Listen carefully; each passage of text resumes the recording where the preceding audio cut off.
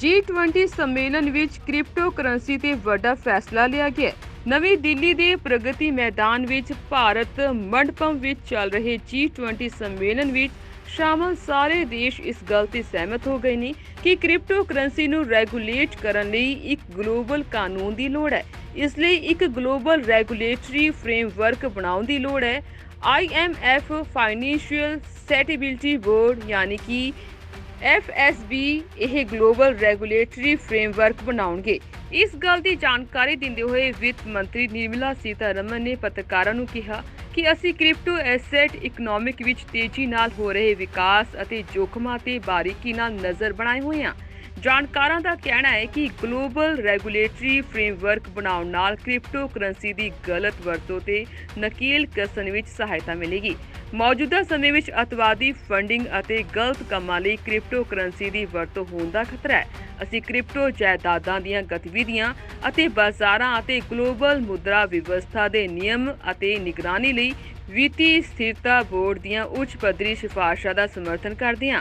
ਅਸੀਂ IMFSB synthesis paper ਦਾ ਸਵਾਗਤ ਕਰਦੇ ਹਾਂ। ਉਨ੍ਹਾਂ ਇਹ ਵੀ ਕਿਹਾ ਕਿ ਸਾਡੇ ਵਿੱਤ ਮੰਤਰੀ ਅਤੇ ਕੇਂਦਰੀ ਬੈਂਕ ਦੇ ਗਵਰਨਰ ਅਕਤੂਬਰ 2023 ਵਿੱਚ ਆਪਣੀ ਬੈਠਕ ਵਿੱਚ ਇਸ ਗਲੋਬਲ ਰੋਡ ਮੈਪ ਨੂੰ ਅੱਗੇ ਵਧਾਉਣ ਤੇ ਚਰਚਾ ਕਰਨਗੇ। ਅਸੀਂ ਕ੍ਰਿਪਟੋ ਇਕੋਸਿਸਟਮ ਪ੍ਰਮੁੱਖ ਪੁਆਇੰਟ ਅਤੇ ਜੋਖਮ ਤੇ BIS ਰਿਪੋਰਟ ਦਾ ਵੀ ਸਵਾਗਤ ਕਰਦੇ ਹਾਂ। ਹਾਲ ਹੀ ਵਿੱਚ ਪ੍ਰਧਾਨ ਮੰਤਰੀ ਮੋਦੀ ਨੇ ਕ੍ਰਿਪਟੋ ਕਰੰਸੀ ਤੇ ਇੱਕ ਗਲੋਬਲ ਢਾਂਚੇ ਅਤੇ ਆਰਟੀਫੀਸ਼ੀਅਲ ਇੰਟੈਲੀਜੈਂਸ ਦੀ ਨੈਤਿਕ ਵਰਤੋਂ ਦੀ ਅਪੀਲ ਕੀਤੀ ਸੀ। ਪ੍ਰਧਾਨ ਮੰਤਰੀ ਮੋਦੀ ਨੇ ਕਿਹਾ ਸੀ ਕਿ ਕ੍ਰਿਪਟੋ ਕਰੰਸੀ ਨਾਲ ਜੁੜੀ ਇੱਕ ਚੁਣੌਤੀ ਹੈ।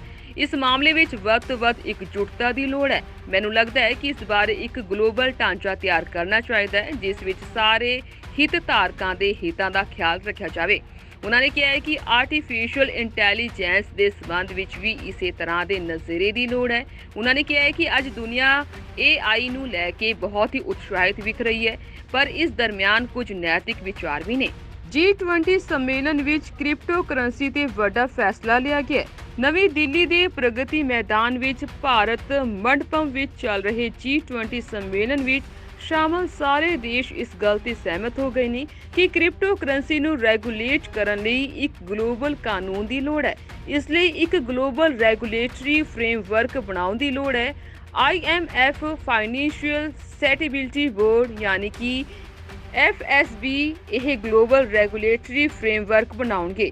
ਇਸ ਗੱਲ ਦੀ ਜਾਣਕਾਰੀ ਦਿੰਦੇ ਹੋਏ ਵਿੱਤ ਮੰਤਰੀ ਨਿਰਮਲਾ ਸੀਤਾਰਮਨ ਨੇ ਪੱਤਰਕਾਰਾਂ ਨੂੰ ਕਿਹਾ ਕਿ ਅਸੀਂ ਕ੍ਰਿਪਟੋ ਐਸੈਟ ਇਕਨੋਮਿਕ ਵਿੱਚ ਤੇਜ਼ੀ ਨਾਲ ਹੋ ਰਹੇ ਵਿਕਾਸ ਅਤੇ ਜੋਖਮਾਂ ਤੇ ਬਾਰੀਕੀ ਨਾਲ ਨਜ਼ਰ ਬਣਾਏ ਹੋਏ ਹਾਂ। ਜਾਣਕਾਰਾਂ ਦਾ ਕਹਿਣਾ ਹੈ ਕਿ ਗਲੋਬਲ ਰੈਗੂਲੇਟਰੀ ਫਰੇਮਵਰਕ ਬਣਾਉਣ ਨਾਲ ਕ੍ਰਿਪਟੋ ਕਰੰਸੀ ਦੀ ਗਲਤ ਵਰਤੋਂ ਤੇ ਨਕੇਲ ਕੱਸਣ ਵਿੱਚ ਸਹਾਇਤਾ ਮਿਲੇਗੀ। ਮੌਜੂਦਾ ਸਮੇਂ ਵਿੱਚ ਅਤਿਵਾਦੀ ਫੰਡਿੰਗ ਅਤੇ ਗਲਤ ਕੰਮਾਂ ਲਈ ਕ੍ਰਿਪਟੋ ਕਰੰਸੀ ਦੀ ਵਰਤੋਂ ਹੋਣ ਦਾ ਖਤਰਾ ਹੈ।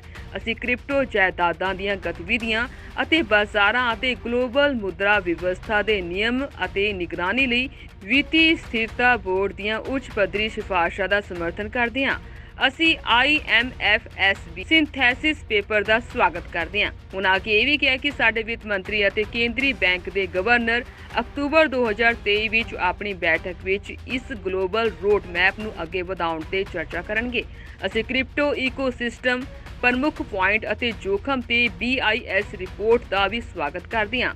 ਹਾਲ ਹੀ ਵਿੱਚ ਪ੍ਰਧਾਨ ਮੰਤਰੀ ਮੋਦੀ ਨੇ ਕ੍ਰਿਪਟੋ ਕਰੰਸੀ ਤੇ ਇੱਕ ਗਲੋਬਲ ਢਾਂਚੇ ਅਤੇ ਆਰਟੀਫੀਸ਼ੀਅਲ ਇੰਟੈਲੀਜੈਂਸ ਦੀ ਨੈਤਿਕ ਵਰਤੋਂ ਦੀ ਅਪੀਲ ਕੀਤੀ ਸੀ।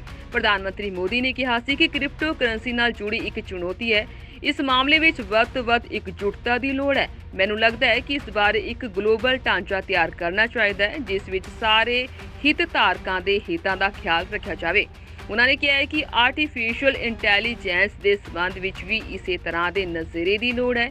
ਉਨ੍ਹਾਂ ਨੇ ਕਿਹਾ ਹੈ ਕਿ ਅੱਜ ਦੁਨੀਆ AI ਨੂੰ ਲੈ ਕੇ ਬਹੁਤ ਹੀ ਉਤਸ਼ਾਹਿਤ ਵਿਖ ਰਹੀ ਹੈ, ਪਰ ਇਸ ਦਰਮਿਆਨ ਕੁਝ ਨੈਤਿਕ ਵਿਚਾਰ ਵੀ ਨੇ।